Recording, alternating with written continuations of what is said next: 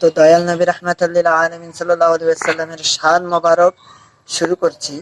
যে আল্লাহ সুবহানাহু ওয়া তাআলা কোরআনুল কারীমের মধ্যে বললেন, ওয়া রাফা'না লাকা যিকরাক, হে আমার হাবিব, আমি আপনার শান মান মর্যাদাকে সর্বোচ্চ স্থান প্রদান করেছি।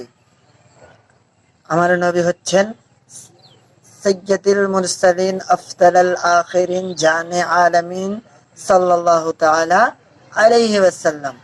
दोनों आलम के मालिक व मुख्तार, सय्यद अबरार व खयार, शहनशाह कौनो मका, फखरे रसूला, नूर के आंखों के तारे, कश्ती के मिल्लत के खैबन हारे, दाई हनीमा के जिगर पारे, हम बेकसों के सहारे, जनाब अहमद मुस्तफ़ा मुहम्मद मुस्तफ़ा सल्लल्लाहु अलैहि वसल्लमेर ব্যাপারে বাংলাদেশের বিখ্যাত কবি কাজী নজরুল ইসলাম কত সুন্দর করে বলেছেন, কে লক্ষ কোটি তারার মাঝে যেমন একটি চাঁদ, তেমন সৃষ্টিকুলের মাঝে তেমন নবী মুহাম্মদ।